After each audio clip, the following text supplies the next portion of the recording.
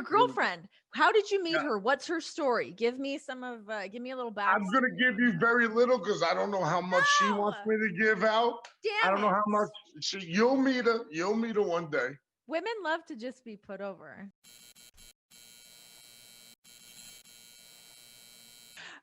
Okay, so you have wrestled literally just about everywhere. Yeah. You've made the rounds. You have not been in New Japan. You had a very brief, I wouldn't even call it a stint in WWE, but you had the tryout there, and it was something you got to dip your toes into. Is there anything that's left on your bucket list or a card that you want to turn over of a place that you want to go wrestle and work? Oh yeah, well, it's of course New Japan, but there has to be there's certain guys I want to get in there with. Like who? Tanahashi's number one. Mm-hmm. That man, to me, Stone Cold Steve Austin's my favorite American wrestler. Okay. So to me, Tanahashi's Stone Cold Steve Austin of New Japan. He saved that company. I want to step into an All Japan Pro Wrestling ring because I love All Japan Pro Wrestling, the 90s with the four pillars, Misawa, Taue, Kawada, and my personal favorite of all time, Kenta Kobashi. Hell yeah. But I want to be in I send the matches to John randomly. I'll just send them matches. But I need this. It's not even a want. I need me versus Jun Akiyama in the All Japan ring. So that will be the cap. Oh, okay. So you gotta put it out there. You just have to manifest that. Put it out. There put it out is. those It's out in the feelers. universe. And you're Let a good people know. person, so maybe it'll help that I'm saying it to you. We have to get it out there. I mean, if you don't say it, he's got to let it know. Maybe we'll tag him in some posts, see what happens.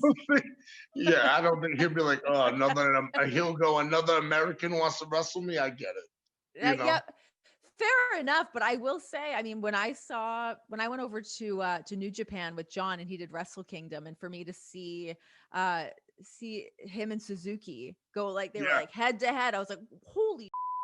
Like, I didn't even know what to expect from seeing that, but to see like a legend like Suzuki and him walking out with his towel over his head, and like seemed to me like he was excited to work with John, but it was, you never know. No, you never know. You never know. I'm also an old school guy when it comes to New Japan. Like, I still watch Chono versus Keiji Muto 1991 G1 Climax. Damn. The first ever G1. I watched the Three Musketeers of Shinjei Hashimoto, Keiji Muto, Masahiro Chono. For a lot of the youngsters who watch the New Japan now, trust me, go back to those three. They built the foundation. What about for like American wrestling? Because I mean, I see you post a lot on social media. I mean, you're obviously such a student of the game and you live and breathe wrestling. You put out the posts of some of these matches that you're talking about. American wrestling wise, what are some of the standards that you look at? Bret Hart to me is one of the best storytellers and most believable guys when I was growing up. Mm-hmm.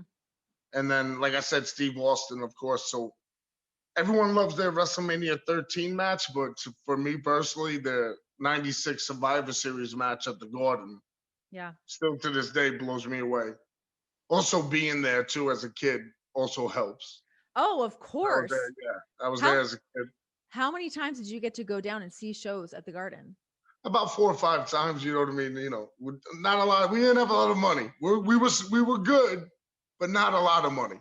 4 or 5 times at the Garden, though, for a kid that's obsessed with wrestling, that's a pretty big deal. Oh, yeah, out of my mind. I used to go with uncle's friends or my parents, you know what I mean? Yeah. When did you fall in love with wrestling? What was like that first tip-off moment that you were like, oh? Well, there was 2 moments. One, for my poor mother, I was a hyper kid. So the only way to keep me calm was to put on wrestling and have Chinese food. That was the only way I would shut up. So at least she had some kind of a So when the weekends came, there it was Friday night, right after school, Chinese food and some VHS tape. Yeah, I said VHS tape. Hell yeah. Some VHS tape, and most of the time, my mother didn't know anything about wrestling, so she grabbed whatever. And the first wrestler that grabbed me was my mother put on Memphis Bloodiest Brawls. She got it from Video Visions in the Bronx and put it in. And I saw Hot Stuff Eddie Gilbert fighting with Jerry Lawler. And for some reason, I still can't explain it to this day, I was just sucked in by Hot Stuff Eddie Gilbert. You know what I mean? So he was the first American wrestler that I was just like, okay, I want to be him. And what was it about him, you think, that like just something connected with you? he was just so mean. He was so mean and so tough. You're just meant to be a mean guy. Yeah, like, however, I do feel like you're becoming the biggest baby face. I don't know. Dare I say. I can't change. So if you like the way I am, that's not my problem. That's a you problem. If you like me the way I am, that's a you problem. If you don't like me, that's also a you problem. I like that. You know what I mean? I can't control you. You know what I mean? Or your thoughts or whatever. I can only control my madness, you know? I love it. And I have a hard enough time with that as it is. So you're watching some of this Memphis wrestling. When did it really strike you of like, I want to give this a try? Well, I always wanted to be a wrestler. I said this to somebody actually this past tapings. Oh, yeah, I told Ortiz from the Inner Circle, LAX, whatever, Proud and Powerful, those kids. Those are my dudes. They're part of the circle. I was just telling them I never wanted to hit a home run in the World Series. Never wanted to make the game-winning shot in a basketball game or hockey game. You know what I mean? Like, or catch a game-winning Super Bowl. You know, all that. I just wanted to be a pro wrestler. Mm-hmm. For as long as I can remember, that's all I wanted to be. I wanted to be in Madison Square Garden being crowned the world champion. You know what I mean? Whether people were booing or cheering, I didn't care. I just wanted to be out there. You know, so I don't know, man.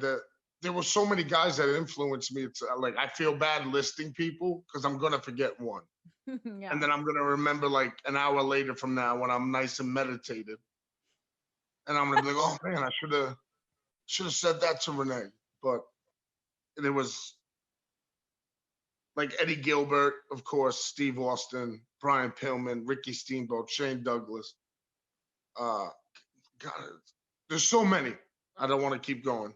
But then I fell out of wrestling, and then ECW came along and pulled me right back in. I was 14 years old. All I wanted to see was guys fighting and half-naked women. That's what you are when you're 14. Go to ECW. They had you covered. Yeah, it was the 90s, guys. Don't cancel me. I know it's 2021. It was the 90s. It was a different time. Was a different time, yes. Yeah, so that pulled me in, and I just always wanted to be a pro wrestler. So when I graduated high school finally, and Did you drop out for a bit? No, I just got kicked out of everywhere. Yeah, a lot of fighting, just a lot of fighting. So when I finally got it, I joined the union, local 580 Ironworkers Union in New York. And I was sitting there on my first ever job site, 59th of Columbus. And I just see a bunch of the older guys coughing up a lung, drinking on the job site. And I'm like, is that my future? Do I want that? And I remember I went home, AOL folks, with the dial-up. How old were you then? Like 18? 19. Okay. 19, yeah, I told you, it took me like an extra year to finally get out of high school. Fair enough. And what a grind. Yeah, oh man. But I just remember going on AOL, the dial-up, because I'm older, and I just put in pro wrestling schools. You're not older. You're like 4 years older than me, dude. I had dial-up. But I look at least 7 or 8 years older than you. Stop it. This is not about you, Renee. We get it. You're pretty. Johnny's lucky. You know what I mean? He tells, by the way, side story, he tells me that all the time, so don't worry about it. The man loves you. Trust me. He is a sweet boy. To the point where I looked at him one time and said, all right, bro, we get it. You won. You won the lottery. We get it. Anyway, I looked up wrestling schools and found one in New Jersey, went there, got kicked out of there. Why did you get kicked out? I read that on your Wikipedia. This is where I do all my research, by the way. Why'd you get kicked out? What happened? The guy he taught great basics. great basics. So all my, were from him. But he believed that if you didn't do anything in WWE, you didn't do nothing. Okay. So again, me, Hot Stuff Eddie Gilbert, Kenta Kobashi, Raven, Shane Douglas, Dreamer, none of them were in WWE. You know what I mean? And I would mention them and he'd be like, what they ever do? Blah, blah, blah. So one day I just had it. I was like, what the did you ever do? And then that was it. Yeah. That was your gone. demise. He hurt his feelings. You yeah, went for but the he also, jugular. Who'd you beat? Yeah, but he, even then I was a wise ass. Then I remember he put me and my future tag partner, Blackjack Marciano, in the ring against him and another guy, and he started kicking us and stiffing us. And I just remember looking around while he's doing it, going, what the, really? And I looked over and I see Jigsaw, and who also trained with us, like another Chikara guy. He just was like, please don't do anything. Like looking at me, don't fight back. I said, mother, and I tagged out, whatever. Then he kicked us out like a day or two later. After he threw you a couple potatoes. Yeah. And we basically, and then, we were just begged not to fight back. You know what I mean? I do remember Blackjack Marciano taking him down with an amateur hold and holding him down. So I'm going to give my old partner a shout out on that. You held him, bro. You held him down, man. Hi guys! To stay in on the know on all things oral sessions, please like, subscribe, share, pass off the word to your mother, your father, a friend, a grandfather, a grandmother, somebody at the grocery store, whoever you want. Keep spreading the good word. Please help to support your girl and subscribe. Just hit the button. Just hit the button and subscribe to Oral Sessions.